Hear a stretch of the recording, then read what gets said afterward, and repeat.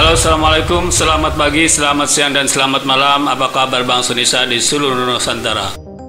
Pada kali ini kita akan membahas sebuah tema dengan judul Sosok manakah calon Indonesia 1 paling tepat?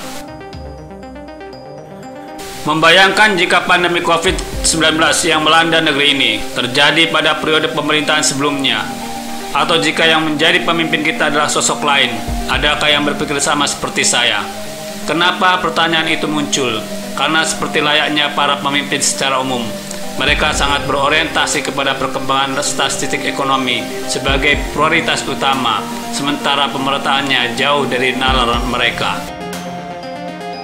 Hal senada kita cermati dari cara pemerintah di masa lalu melihat kawasan timur Indonesia, lebih-lebih daerah tertinggal yang sesungguhnya masih sangat bertebaran di seantero kawasan kita. Mereka walaupun sudah sangat jelas periode kekuasaannya tak lagi jadi taruhan, tetap saja prioritas utamanya adalah angka-angka statistik itu yang jika dilihat dari permukaan tampak mulus, namun ketimpangan yang dirasakan oleh sebagian besar masyarakat tak menjadi perhatian penting.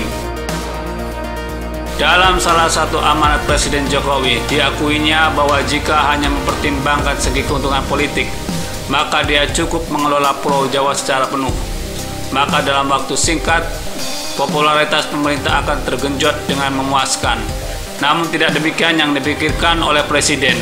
Tidak seperti pemimpin lain yang tak melihat pemerataan pembangunan sebagai urutan utama. Dia melihat keadilan sosial bagi seluruh rakyat Indonesia lah yang harus dikejar. Kalau kita evaluasi trilogi pembangunan milik Orde Baru yang sangat dibanggakan Soeharto kala itu, trilogi pertama adalah tingkat kemajuan ekonomi yang tinggi, sementara pemerataan pembangunan menjadi trilogi paling bontot. Jadi jelas sekali di sana seorang pemimpin yang jika dikualifikasikan dengan objektif, termasuk feodal dan ketinggalan zaman. Wajar saja kalau Pulau Jawa kian lama kian tenggelam, karena semua orang ingin menetap di sana, sementara kawasan lain yang membentang luas dibiarkan kosong tanpa pembangunan memadai. Maka kita harus merasa sangat beruntung ketika ada pemimpin yang bukan hanya melirik kawasan sempit yang fasilitasnya memang sudah mumpuni. Dia pun melihat potensi yang jauh lebih besar di luar Jawa sana. Jika kelak setelah Jokowi lengser, pemerataan itu belum lagi maksimal, paling tidak kita memiliki referensi yang nyata bahwa pemerataan pembangunan itu terbukti bisa dilakukan. Tak ada alasan bagi pewarisnya nanti untuk tidak melanjutkan program yang telah diinisiasi saat ini.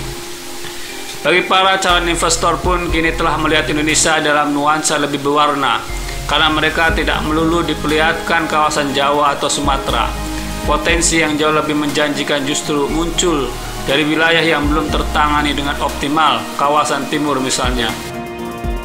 Maka tak ada salahnya calon pemilih presiden menyaring jagoan pengganti Jokowi adalah orang yang tipe dan karakternya sama atau paling tidak mirip dengan sosok Jokowi. Jangan sampai visi yang sudah dibangun ke arah yang benar dirusak hanya karena pemegang amanatnya tak sejalan dengan sang pendahulu.